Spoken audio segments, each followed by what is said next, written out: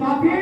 अहाँ सब एकजुट रहो, अहाँ सरकार को अनियमिततावाद के झंडा लेकर चले हैं, ओकरा सबके साथ रहो, अपन राष्ट्रीय के जगह दो, जे यह अनियमिततावादी पार्टी के लोग हैं,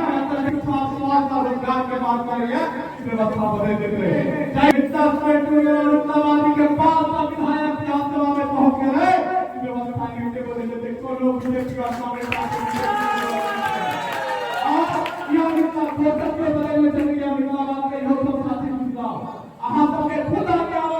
चुनौती के सामना करा करत और साइड में हाथ एक एक का बार बार लगे विकास के परिकल्पना करा है कि व्यवस्था बदल लेते एक का कोटा हमसे मारा दिया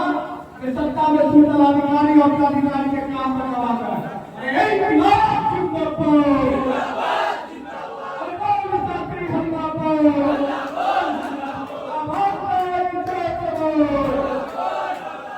संघर्ष किया है संघर्ष किया संघर्ष करेंगे छात्र हितों में छात्र हितों में रोजगार हितों में रोजगार हितों में संघर्ष किया है संघर्ष करेगा और जीतेगा भी बहुत बहुत धन्यवाद। लेकिन इस सुविधा के बाद सब साथी जागरूक रहो और अपन गार्जियन के जगेने रहो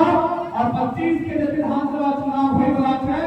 जब तक अमितवादी पार्टी के उम्मीदवार नजर आवे ओकरा संग हिस्सा के बदले के परिकल्पना करता हूं। धन्यवाद।